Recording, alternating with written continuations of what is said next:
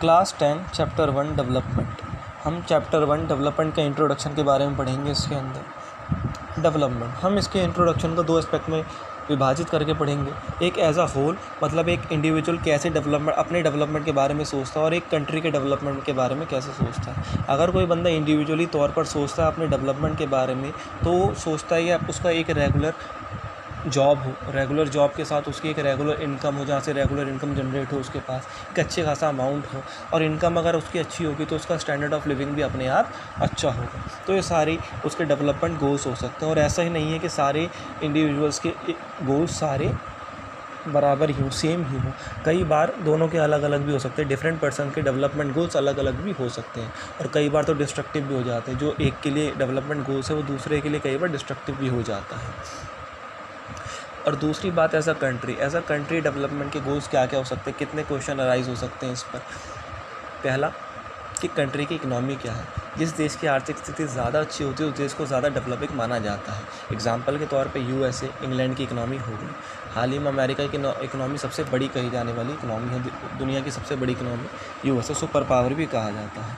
तो एक economy expect हो गया जिसके अंदर हम जीडीपी देखते हैं। जीडीपी यानी ग्रॉस डोमेस्टिक प्रोडक्ट। उसके अंदर हम क्या कैलकुलेट करते हैं, सबसे पहले पूरे देश की टोटल इनकम को डिवाइड कर देते हैं number of peoples living in a country, और जब हम उसको उससे डिवाइड कर देंगे तो हमारे पर निकल के आती है पर कैपिटा इनकम, जिससे भी जो कि एक इम्पॉर्टेंट एस्पेक्ट है कंट्री के डेवलपमेंट को निकालने का, कि कोई देश कितना ज़्यादा डेवलप्ड है। और दूसरी बात, हेल्थ फैसिलिटीज़ किस देश के अंदर कितनी है। तो ये सारी चीज़ें हम पढ़ें।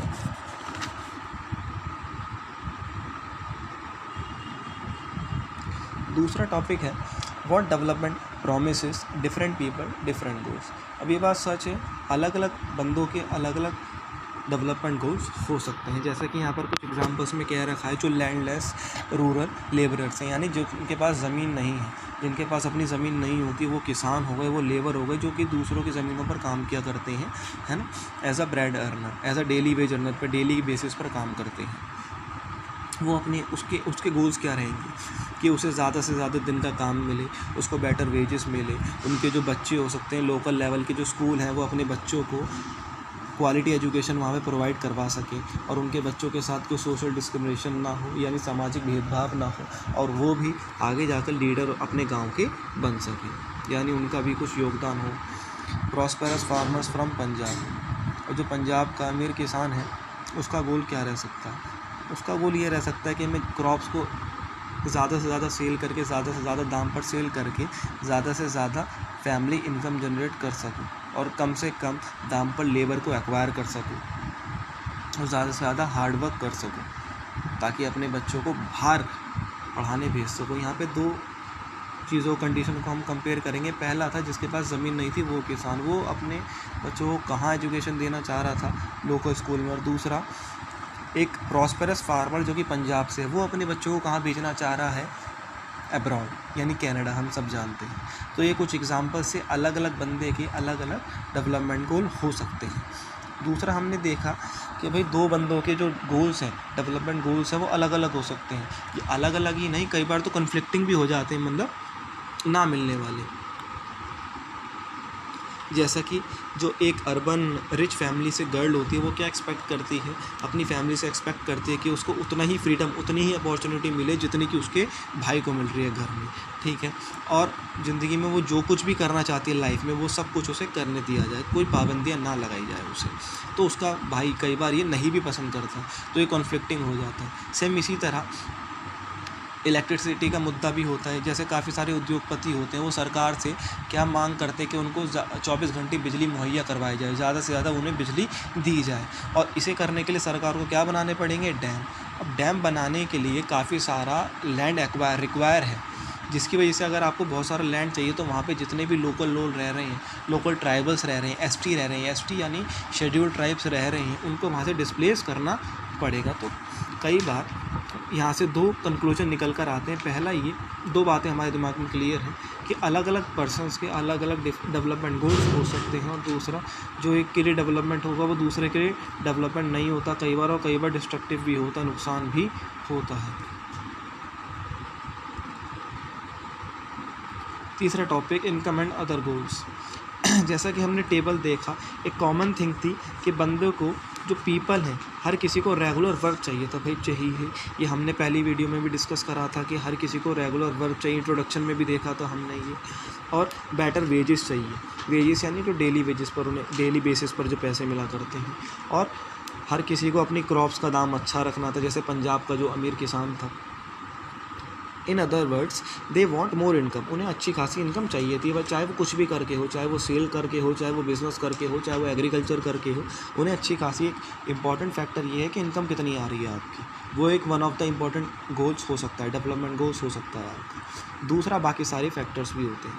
इन सबको छोड़ के कुछ और फैक्टर्स, जैसे कि इक्वल ट्रीटमेंट, हर किसी को समान तरीके से ट्रीट किया जाए, आज़ादी, सिक्योरिटी और रिस्पेक्ट ऑफ अदर्स, और किसी भी प्रकार का भेदभाव ना हो, चाहे वो जातिगत तौर पे हो, चाहे वो धार्मिक तौर पर हो, किसी भी प्रकार से डिस्क्रिमिनेशन ना हो। ये सारे क्या हैं, इन सब को हम क्या कहेंगे, नॉन मटेरियल थिंग्स कहेंगे, नॉन मटेरियल फैक्टर्स कहा जाएगा।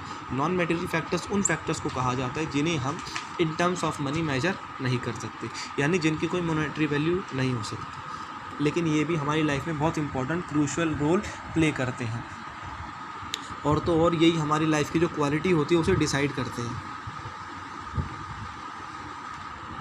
अगला, और ये मानना बिल्कुल गलत होगा कि भाई जिन चीज़ों को हम मनी में मेजर नहीं कर सकते वो हमारे लिए इम्पोर्टेंट नहीं है, ऐसा कुछ नहीं है। जैसे कि हमने एक एग्जांपल देखा फ्रेंड्स का, फ्रेंड्स को हम मनी मोनेटरी टर्म्स में मेजर नहीं कर सकते कि उनकी वैल्यू क्या है, 2 किलो है, 2 रुपये है, 2 कौड़ी है, कुछ भी ऐसा नहीं है, लेकिन फिर भी वो हमारी लाइफ में बहुत important role, crucial role play करते हैं। ठीक है, तो यहाँ पर हम एक एग्ज़ाम्पल देखेंगे कि अगर आपको बहुत दूर अपने घर से जॉब मिलता है तो आप उसको एक्सेप्ट करने से पहले आप काफ़ी सारे फैक्टर्स उसमें देखना चाहोगे, इनकम को छोड़कर, कि आपकी फैमिली के लिए उसमें फैसिलिटीज़ कितनी है, अब वहाँ का वर्किंग एटमॉस्फेयर कैसा है, क्या क्या आपको नई नई चीज़ें सीखने के लिए अपॉर्चुनिटी क्या क्या दे रहे हैं वो कंपनी वाले, तो ये सारी चीज़ें आप देखेंगे। और दूसरा केस एक ये है, दूसरी जॉब है जो कि आपको बहुत लेस पे कर रहा है, कम पे कर रहा है, लेकिन आपको रेगुलर एम्प्लॉयमेंट दे रहा है, जॉब सिक्योरिटी दे रहा है, जो कि आपका सेंस ऑफ सिक्योरिटी बढ़ा देता है, यानी जॉब सिक्योरिटी दे रहा है कि आपके पास जॉब तो रहेगा ही। और दूसरी जॉब है जो आपको हायर पे दे रहा है लेकिन कोई जॉब सिक्योरिटी नहीं है। इसका सबसे बेहतर उदाहरण है प्राइवेट सेक्टर और गवर्नमेंट सेक्टर। गवर्नमेंट सेक्टर में इतना हाई पे स्केल नहीं होता, फिर भी वहाँ पर जॉब सिक्योरिटी रहती है, जिसकी वजह से मैक्सिमम नंबर ऑफ़ पीपल किसे एक्वायर करना चाहता है, गवर्नमेंट जॉब, बेशक कई सालों की स्ट्रगल के बाद आए, चाहे वो किसी भी लेवल पर हो, अच्छा देखा जाता है हमारी सोसाइटी के अंदर उसे। तो इससे कंक्लूजन निकल कर आता है, similarly for development people look at a mix of goals.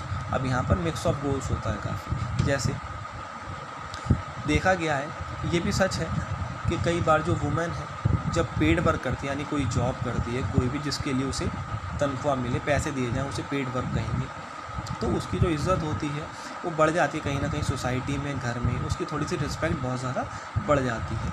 लेकिन कई जगह ऐसा भी होता है जो कि सोसाइटी इनको, ऐसे लोगों को, ऐसी महिलाओं को एक्सेप्ट नहीं करती जो घर से बाहर जाकर काम करते हैं, या फिर कुछ पाबंदियां लगा देते हैं कि हम सिर्फ डे टू डे ही जॉब करेंगे, यानी 9 to 5 ही जॉब कर सकते हैं, रात को लेट नाइट ये नहीं होगा, वो नहीं होगा, काफ़ी सारी पाबंदियाँ लगा देते हैं। तो ये भी हम देखें।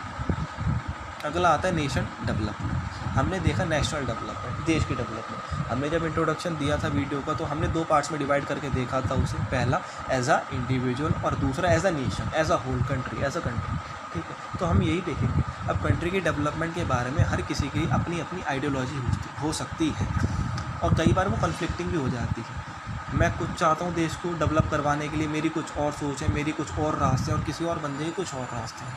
इसका सबसे बेहतर उदाहरण है पॉलिटिकल पार्टीज़, जिसका एनसीईआरटी बुक में जिक्र नहीं किया गया, लेकिन सबसे बेहतर उदाहरण है। उनकी हर पॉलिटिकल पार्टीज़ की अपनी अपनी आइडियोलॉजी है, लेकिन फिर भी वो क्या दावा करते हैं कि हम देश के लिए ये करना चाहते हैं, हम देश की डेवलपमेंट करना चाहते हैं, चाहे किसी भी तरीके से हो। बेशक हर किसी की आइडियोलॉजी में फ़र्क हो, और ज़्यादातर हमने देखा है कई बार तो कन्फ्लिक्टिंग भी होता है, वो कन्फ्लिक्टिंग ही होता है वो तो। ठीक है, तो ये बेस्ट पार्ट था उसका। तो हमें इम्पॉर्टेंट है हमारे दिमाग में रखना कि हर किसी अलग अलग बंदों के अलग अलग क्या हो सकते हैं, डेवलपमेंट गोल्स हो सकते हैं, कंट्री को देखते हैं, और कई बार तो वो कन्फ्लिक्ट भी हो सकते हैं। इसका सबसे बेहतर उदाहरण था पॉलिटिकल पार्टीज़ पे।